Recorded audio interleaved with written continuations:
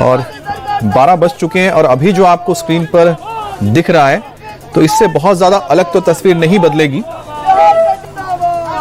तो ये तो बिल्कुल तय है कि मुख्यमंत्री नीतीश कुमार, बीजेपी और साथ ही चिराग पासवान, जीतन राम मांझी और उपेंद्र कुशवाहा, ये पांचों ने मिलकर जो गठबंधन के साथ चुनावी मैदान में उतरे थे, उन्होंने जबरदस्त जीत हासिल की है। 2010 के बाद एनडीए की ये दूसरी सबसे बड़ी जीत होगी, जिसमें जो टोटल सीटें हैं करीब 190 के आसपास आ रही हैं।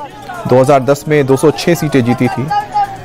2010 में बीजेपी ने 91 सीटें जीती थी और जेडीयू ने करीब 116 सीटें जीती थी। इस बार 115 सीटें जीती थी जेडीयू ने, और इस बार 2010 के मुकाबले में बस इतना बदलाव है कि बीजेपी नंबर 1 पार्टी बन गई है पूरे बिहार में और जेडीयू दूसरे नंबर की पार्टी हो गई है। तीसरे नंबर की पार्टी इस वक्त आरजेडी है।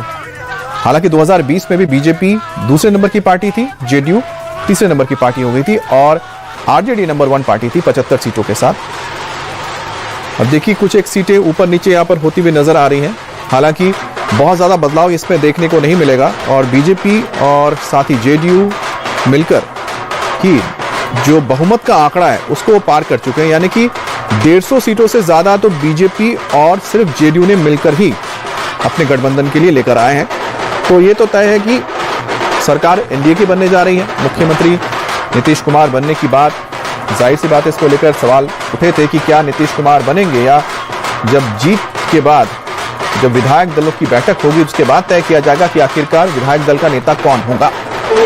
टाइगर अभी जिंदा है, ये पोस्टर आप देख रहे हैं, देखिए टाइगर अभी जिंदा है का पोस्टर आ गया है और नीतीश कुमार के लिए कहा गया है टाइगर अभी जिंदा है, क्योंकि लगातार आरजेडी और विपक्षी पार्टियों की ओर से कहा जा रहा था कि नीतीश कुमार अब बूढ़े हो गए हैं, उनका स्वास्थ्य ठीक नहीं है, वो नहीं चला पा रहे हैं ठीक से राज्य को।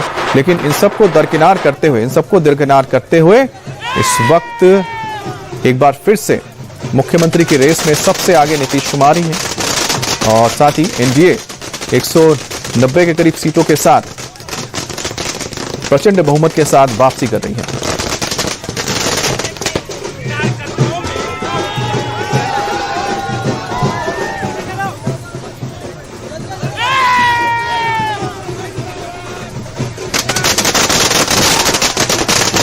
अब कुछ चेहरों को लेकर बात कर लेते हैं जो बड़े चेहरे हैं। सम्राट चौधरी डिप्टी सीएम तारापुर से बीजेपी के आगे चल रहे हैं। विजय कुमार सिन्हा लखीसराय से डिप्टी सीएम आगे चल रहे हैं। राजेश राम जो प्रदेश अध्यक्ष है कांग्रेस के, फिलहाल कुटुंबा से पीछे चल रहे हैं। तेज प्रताप यादव जेजेडी के मुखिया हैं, लालू प्रसाद के बड़े बेटे हैं, तेजस्वी के बड़े भाई हैं, इस वक्त वो महुआ से पीछे चल रहे हैं। मंगल पांडे बीजेपी के बड़े नेता हैं बिहार में, वो भी इस वक्त सिवान से आगे चल रहे हैं। हालांकि रामकृपाल यादव बीजेपी के दानापुर से पीछे हैं। यहां पर रीतलाल यादव आरजेडी के आगे हैं। तेजस्वी यादव अभी भी राघोपुर में पीछे चल रहे हैं। हालांकि कुछ और जब काउंटिंग होगी राउंड्स की तो साफ हो जाएगा और भी कि इस वक्त क्या हालात हैं राघोपुर में।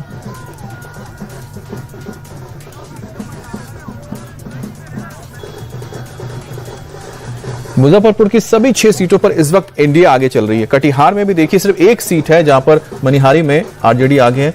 वाल्मीकि नगर में भी कांग्रेस सिर्फ एक सीट पर आगे है। पश्चिमी चंपारण पूरी तरह से इस वक्त बीजेपी आगे। बेतिया से भी एक बार फिर से बीजेपी आगे हुई है।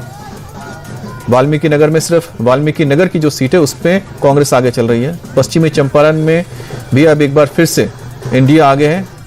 बेतिया सीट जिसमें पीछे हो गई थी रेणु देवी, एक बार फिर से वो आगे हो गई।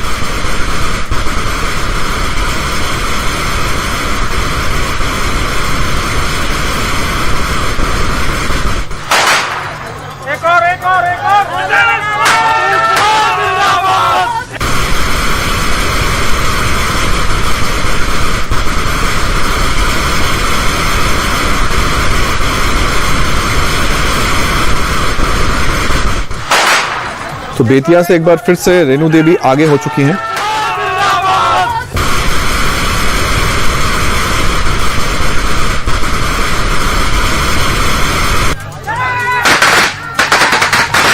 और जो लीड है इस वक्त इस जो लीड मिली है रेणु देवी को, करीब 700 वोटों से ज्यादा आगे चल रही हैं। 25,908 वोट अब तक मिल चुके हैं और उनके ठीक पीछे जो उन्हें चुनौती दे रहे हैं वो है वाकी अहमद, इंडियन नेशनल कांग्रेस यानी कि कांग्रेस के हैं।